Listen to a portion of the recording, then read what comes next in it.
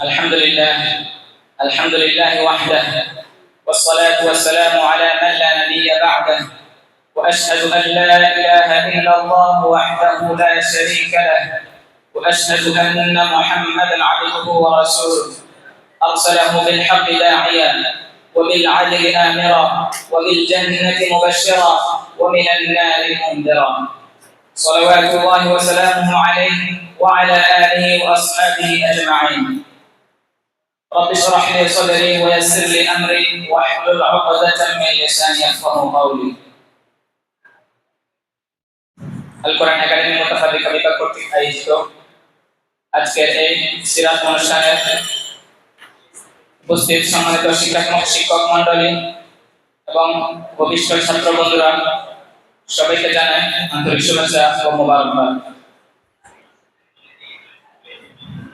প্রিয় ভাইয়েরা, আল্লাহ তাআলা আমাদেরকে অনেক নিয়ামত দান করেছেন, যার শুকরিয়া আদায় করে আমরা কখনো শেষ করতে পারবো না।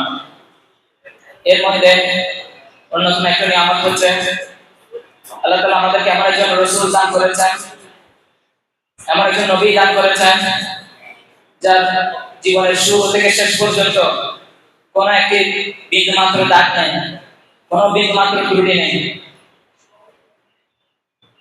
আল্লাহ তাআলা মানব জাতিকে হিদায়াত দেওয়ার জন্য সৃষ্টির শুরু থেকে অনেক নবী রাসূল প্রেরণ করেছেন এবং সাথে সাথে তাদেরকে অনেক নিদর্শন মুআজিজা দান করেছেন, যা তাদের নবুয়তের প্রমাণ বহন করে এবং যাতে তাদের জাতিরা তাদেরকে অস্বীকার করতে না পারে। এবং এরই দ্বারা আল্লাহ সুবহানাহু ওয়া তাআলা সর্বশেষ নবী হিসেবে, সর্বশেষ রাসূল হিসেবে আমাদের প্রিয় নবী হযরত মুহাম্মদ সাল্লাল্লাহু আলাইহি ওয়াসাল্লামকে আমাদেরকে হিদায়াত দেওয়ার জন্য প্রেরণ করেছেন এবং তাকে আল্লাহ তাআলা অনেক মুআজিজা নিদর্শন দান করেছেন। এর মধ্যে অন্যতম মুআজিজা হলো কোরআন। কোরআন শুধু রাসূল সাল্লাল্লাহু আলাইহি ওয়াসাল্লামের মুআজিজা নয়, বরং এটা আমাদের জন্য হিদায়াত স্বরূপ। মুআজিজার মধ্যে দুইটি প্রকার রয়েছে, কিছু হলো স্বয়ং নবী রাসূলদের সাথে সম্পৃক্ত, আবার কিছু মুআজিজা রাসূলের সাথে সাথে উম্মতদের সাথে সম্পৃক্ত। যেমন রাসূলের সাথে সম্পৃক্ত এমন মুআজিজা হলো যে ছাদ দ্বিখণ্ডন, এটা হচ্ছে রাসূল সাল্লাল্লাহু আলাইহি ওয়াসাল্লাম নিজের সাথে সম্পৃক্ত। আবার কোরআন হলো এমন মুআজিজা যেটা রাসূলের সাথে সাথে আমাদের জন্য হিদায়াত এবং রহমত স্বরূপ, অর্থাৎ আমাদের সাথে সম্পৃক্ত। এটা কোরআন আল্লাহ তাআলা নিজ অনুগ্রহে আমাদেরকে হিদায়াত দেওয়ার জন্য এই কোরআন নাযিল করেছেন এবং এই কোরআনের কিছু হক রয়েছে আমাদের উপর। সম্পৃক্ত সময় আমি সকল হকের ব্যাপারে আলোচনা করতে পারবো না, তবে আমি তাযীমুল কোরআন নিয়ে কিছু আলোচনা করার চেষ্টা করবো ইনশাআল্লাহ।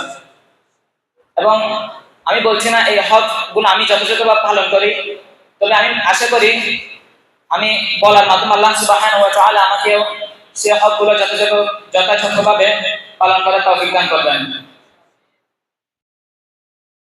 তাযীমুল কোরআনের অনেকগুলো দিক রয়েছে। এর মধ্যে প্রথম হলো কোরআনকে পবিত্র জায়গা এবং উঁচু জায়গায় রাখা, সবকিছুর উপরে রাখা। আমরা অনেক সময় খেয়াল না করে সাধারণ বাংলা বই বা অন্যান্য বই কোরআনের উপর রেখে দিই, এটা কোরআনের তাযীমের বিপরীত।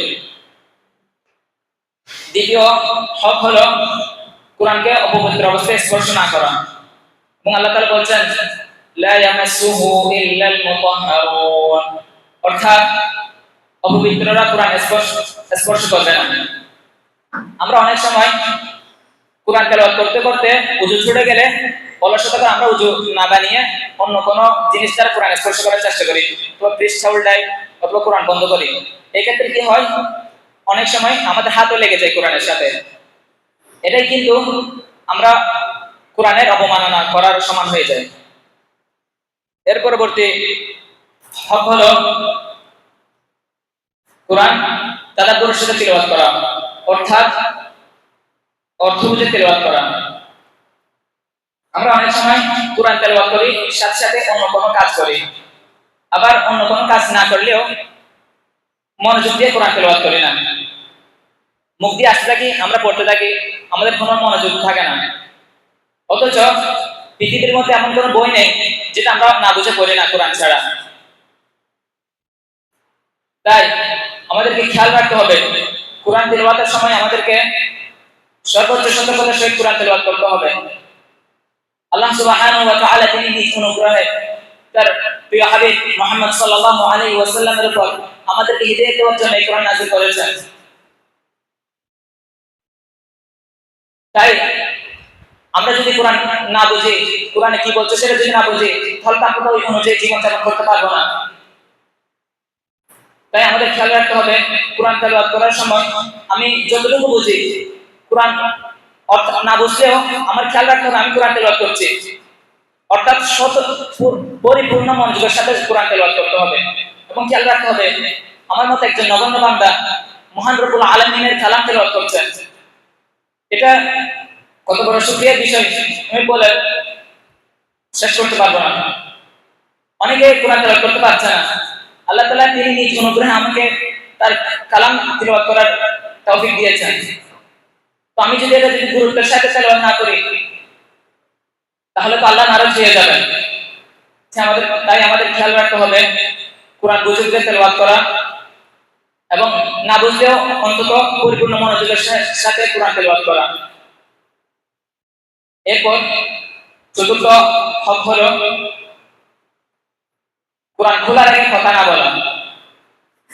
আমরা অনেক সময় কোরআন তেলাওয়াত করি এবং কোরআন খোলার আগে অন্যদের সাথে কথা বলতে থাকি, অথচ কোরআন হচ্ছে আল্লাহ তাআলার কালাম, খায়রুল কালাম, সর্বোত্তম কালাম হচ্ছে আল্লাহ তাআলার কালাম। আমরা এই কোরআন খোলা রেখে অন্যদের সাথে কথা বলতে থাকি। তাই আমাদের খেয়াল রাখতে হবে, যদি কোনো কাজ করতে হয় বা অন্য কার সাথে কথা বলতে হয়, আমরা কোরআন বন্ধ করে কথা বলবো বা কোরআন বন্ধ করে অন্য সব কাজ করবো, কোরআন খোলা রেখে কোনো কাজ করবো না। পরিপূর্ণ ভালোবাসা নিয়ে আমাকে কোরআন তেলাওয়াত করতে হবে, কারণ আমি এটা মহান রব্বুল আলামিনের কালাম তেলাওয়াত করছি। এর পরবর্তী হক হলো কোরআন তাজবিদের সাথে তেলাওয়াত করা, অর্থাৎ প্রত্যেকটা হরফ আপন মাখরাজ থেকে, আপন উচ্চারণের স্থান থেকে আদায় করা এবং মদগুনা আদায় করে তেলাওয়াত করা।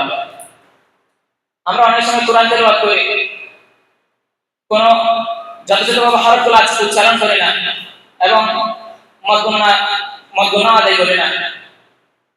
অথচ আল্লাহ তাআলা বলছেন ওয়ারাতিলিল কুরআনা তারতিলা, তোমরা তারতিলের সহকারে কোরআন তেলাওয়াত করো। কিন্তু আমরা মুখ দিয়ে আসতে থাকি, আমরা উচ্চারণ করতে থাকি, অনেক সময় অনেক হরফ উচ্চারণ করি না, তেলাওয়াত করি।